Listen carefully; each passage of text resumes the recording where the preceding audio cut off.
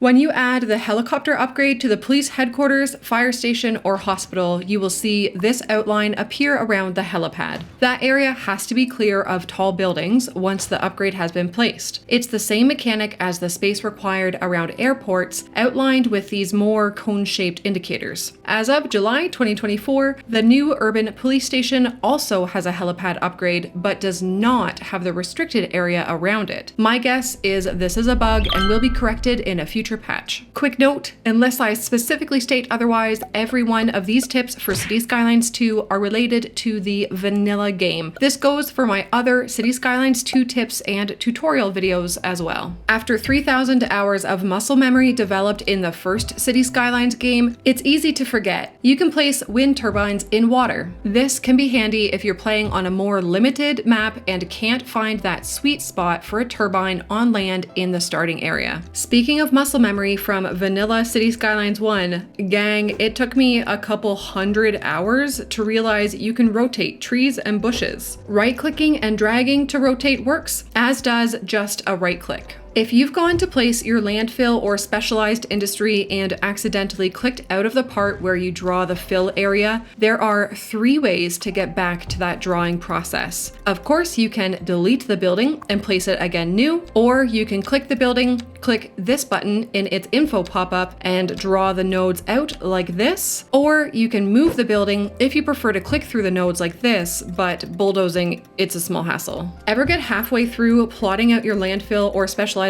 industry and realize you started the plot on the wrong side? It took me too long to realize the easiest way to tell which side of the plot you start your points from is the side the angle information shows up on. Of course it is. If you want time to pass more quickly than the third game speed option, you can open photo mode, go to the farthest right tab labeled environment, and up this simulation speed to a max of 8.0.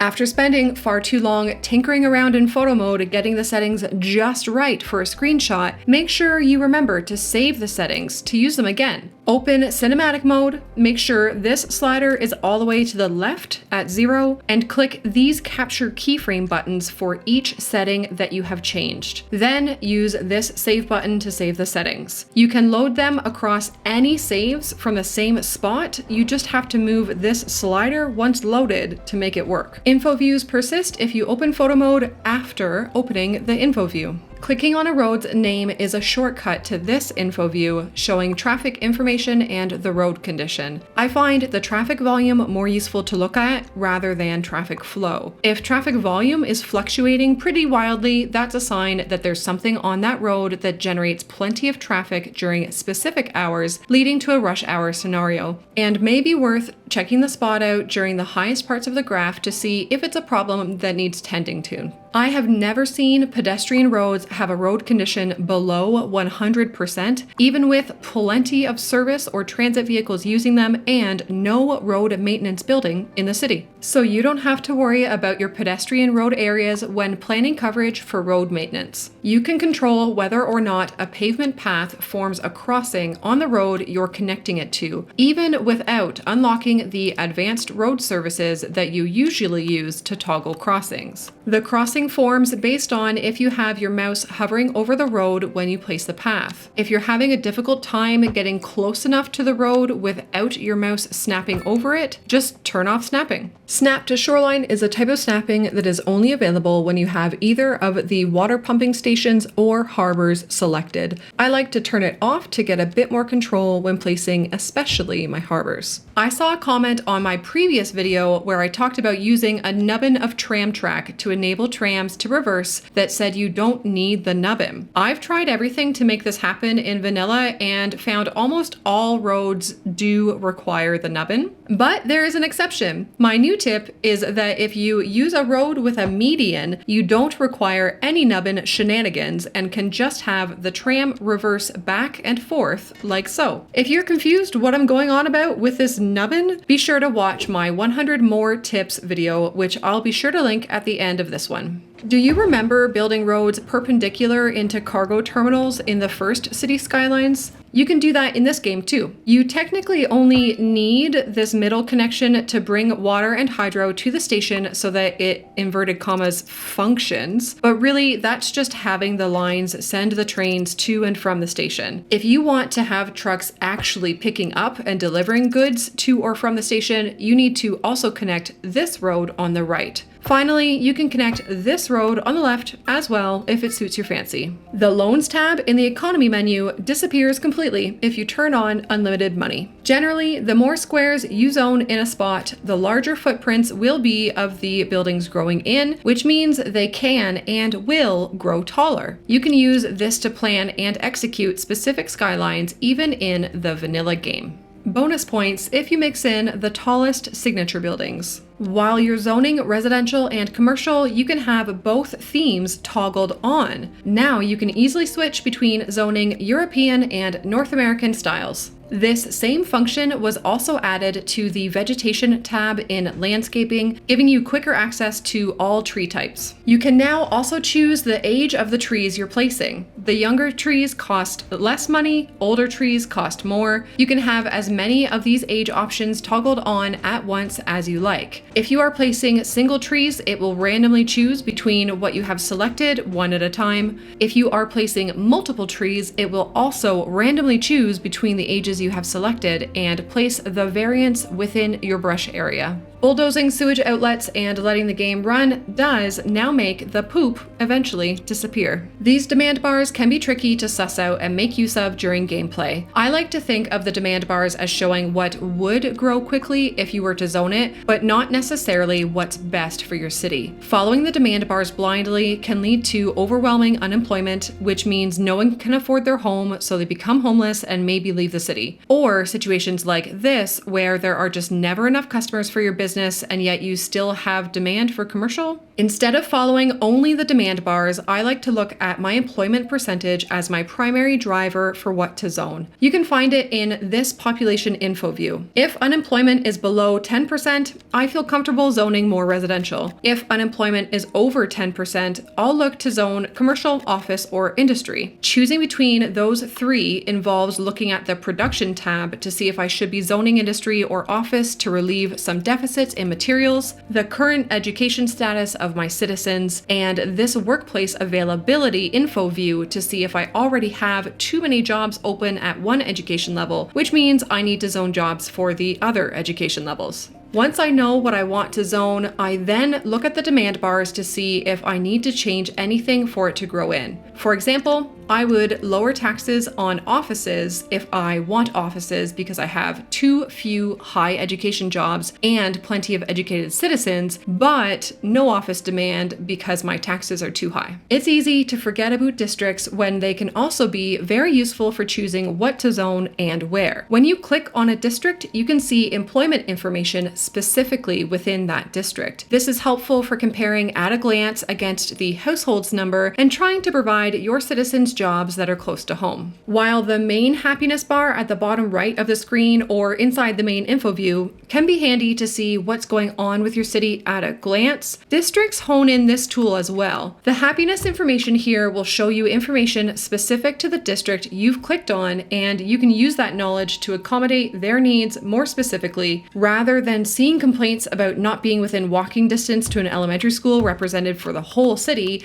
and spending a cool $1 million spamming schools. The information is also quick to respond to changes in the district size, so you can faff around with district borders and check it to get a sense of how far certain problems reach. Oh wow, what a happy coincidence! This district is called Subscribe. That's a great reminder that if you find videos like this helpful, be sure to subscribe to the channel so you don't miss the next one. After the Economy 2.0 patch, I've tested different cities of different sizes and always seem to end up with different results in relation to if water and sewage treatment is more cost effective to import-export or to use your own resources for. So, rather than giving a definitive answer one way or another, my tip is to encourage you to test your own city. The safest way to do so is make a backup of your save first, Then make note of the amounts in the water and sewage section of your services tab. A quick screenshot into MS Paint is handy for this. Then choose either your water production or sewage treatment and reverse how you're handling it. If you're importing or exporting, place down your own service building to manage it. If you already have your own buildings, delete them and make a connection to the edge of the map to import or export them. It's important to do this just for water production or sewage treatment first, so you can see how that side of the service specifically impacts your financials. If it's a positive impact, you can choose to keep the change. If not, you can revert back to your backup save. Either way, test the other side of the water management next, and again, choose to keep the new direction or revert the save. I know this will be logical to a lot of you, but not everyone's brains operate the same way. Some of us may have only thought of this process recently or not at all, and that's all good. I have found that with the new tile upkeep costs, importing and exporting water and sewage is really only viable if I already have the tiles that reach the edge of the map. If I have to buy the tiles to do so and won't be filling them with city growth, the cost to upkeep those tiles is too much to benefit from the savings on importing or exporting water or sewage. Exporting power does seem to still be a generally viable way of earning an income, even and maybe especially in the early game. If you are starting a new city on a map that offers wind speeds for your turbines to generate the full 5 megawatts, using them is arguably better than the power plant as they have no wage cost to run, and exporting any excess power will help early finances. If you want to be extremely min-maxy in your early game to almost guarantee a stable income by the second milestone, here's a plan to try. Play very conservatively through until the second milestone, Small Village, and make sure you have space left to build around a groundwater deposit. Spend as little money as possible, not placing any services other than water and power if you can help it. Don't use your development points, and make sure you have at least $700,000 left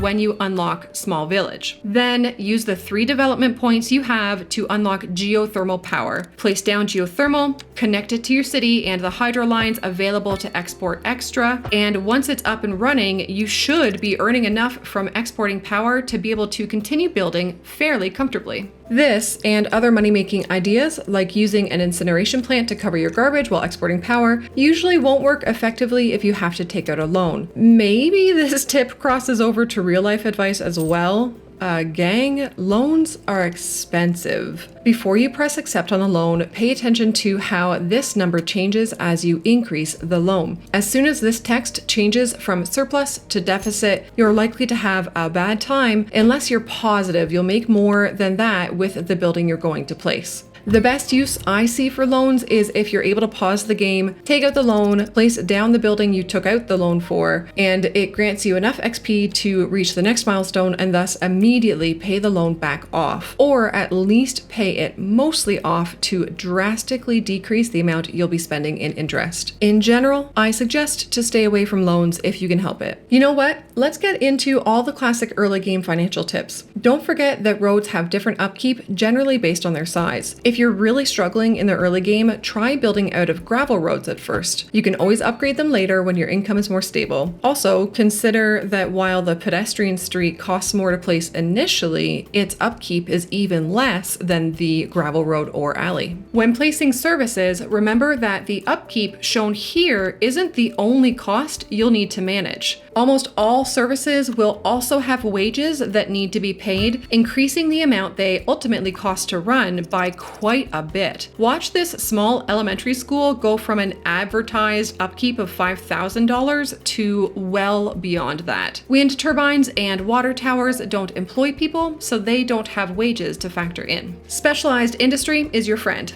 Making use of the resources available in your city will employ people, reduce or completely turn around import costs of materials, and they don't cost money to place down. They can also provide a bit of inspiration to build around them if you need a nudge for which direction to develop your city in. Don't forget that you now have access to 4 specialized industries before reaching any milestones: livestock, grain, forestry, and stone. You could have these set up even even before you unpause for the first time. Livestock and stone still do not require any ground resources. Vegetable farming and coal mining unlock at the first milestone for more cost offset, then textile at the second milestone, or at the third, and finally oil at the fourth milestone, Grand Village. Pay attention to tile upkeep costs when you start unlocking milestones and avoid the temptation to unlock too many tiles too soon, as their upkeep will quickly get out of control. Unlock them only as you need them and try to fill up the tiles that you have first. Otherwise, you can use this new Unlock Map Tiles option when starting a new game or even loading up a current save. This removes the pressure of the new higher tile upkeep costs, but doesn't completely remove money as a factor from the game. While visually it looks like you're able to turn this option off on a save that you've used it on, it doesn't actually work. The tiles will still be unlocked and you'll still have zero upkeep cost in your economy panel. Back to early game money saving strategies. You can wait a possibly surprising amount of time before you place services that have unlocked. A safe strategy for choosing when to place a service is only put the building down once you see 1 or 2 problem bubbles pop up that relate to it, and even then, reduce the budget as much as possible as soon as you've placed it. You can always up the budget in small increments as you gain more income. You can push the waiting pretty far beyond that as well if you're not bothered by the problem bubbles. As of recording, I haven't been able to get the citizens to straight up move out in masses due to lack of services, but I'm sure there's a balance to be struck between citizen happiness, services, and income that you'll find with practice. If you aren't min-maxing your development points for something like geothermal power, it may be a good idea to unlock crematoriums early. While the crematorium may cost more to place initially, it has a lower upkeep cost and a smaller footprint, meaning more space to zone for tax income. It may be tempting to raise all your taxes in the early stages of your city as a way to earn quick cash, but doing so can be detrimental in the longer term, even causing your city to fail. Tax revenue will make up the largest portion of your income, but for that to happen, you need people living in your city to pay those taxes, and hiking them up too much too early will cause people not to move in or even to move out. That said, leaving your taxes at the default value leaves important income on the table, so when you adjust taxes, make sure you're doing it slowly and monitoring the impact it has on your demand and citizens' happiness. You want residential really as low as possible to encourage people to move in and grow the city. I'd say at most 12%, and commercial and industry below 15%. Looking closer at residential taxes, as you raise them, you will start to see a negative factor appear in the happiness info view of high taxes. This factor does not appear at the same tax percentage for every city, or even every education bracket within various cities. It will vary depending on how comfortable that education level is paying that amount of taxes with their current income and spending. If the raise in taxes will affect their way of life, you'll start to see the negative factor in the happiness chart. Here, I'm showing you a couple different cities and where their tax levels start affecting them. If you want to determine where things lie in your city, I suggest starting with all your residential taxes at the default 10%, then raising each education level by 1% at a time, waiting a moment for your game to run and checking the happiness chart to see if they're affected. In general, gang, play the early parts of the game slow. Pay attention to what you place down, how it affects your income, how your income changes when you adjust things in the economy panel, and don't feel rushed into placing new buildings as soon as they unlock. Once you have a positive income, it's great to really take your time and maybe decorate or plan a little as you wait for cash to accumulate. If you're still struggling for income in the earlier stages of your city, remember to consider all the various sources of income or cost offset available to you. Taxes, selling electricity, service fees, including parking fees both at parking lots and roadside via the policy, and producing your goods with an easy path to the businesses that need them. Combine these in small parts with ways that you can reduce cost, like using dirt roads, small service buildings, and lowering service budgets, and together the small changes will add up to a net positive income. The key is experimenting and playing around with all the options and combining them in a way that yields even a small positive income without causing your citizens to go broke and not be able to afford their rent. Speaking of considering all things, I recently heard the expression "consider all journeys" when planning and zoning your residential areas. Your citizens will need to navigate to school, work, and leisure.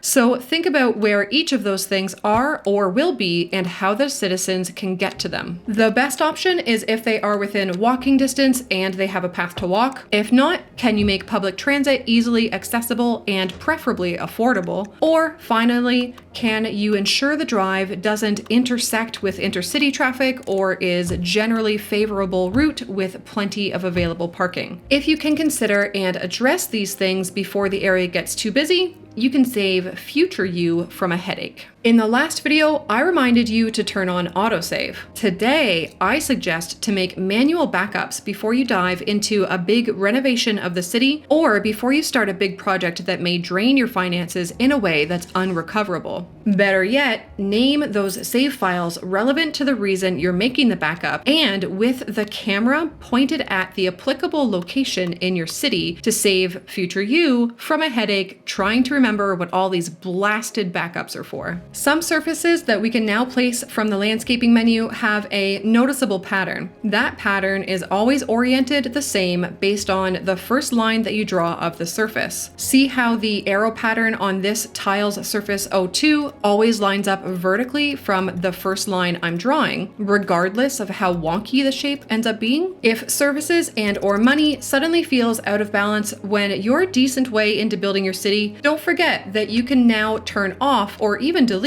many sub-buildings to adjust on the fly. You can do this by bulldozing or clicking on the sub-building itself, or clicking on the main building and finding the sub-building info at the bottom of its pop-up. Roads placed underground still emit noise pollution and can be problem enough to cause complaints. I've found that if you must put underground roads where they could cause a noise problem, pushing the roads to the lowest height possible helps reduce the noise substantially. I've brought up Valentine's Day in a previous tips video, but what I haven't mentioned is that it will show as an event logged in your event journal. There you can see that apparently Valentine's Day can have an impact on your citizens' happiness as well as your tax income during the event. I've seen both positive and negative changes in each, usually positive happening once the city has grown to a reasonable size and is well established. If you want to see how Valentine's Day would affect your city but don't want to wait around until February, you can trigger it as an event in the Developer tab menu. It's found under Simulation, then Start Event drop down, alongside other fun things to trigger like tornadoes and car accidents.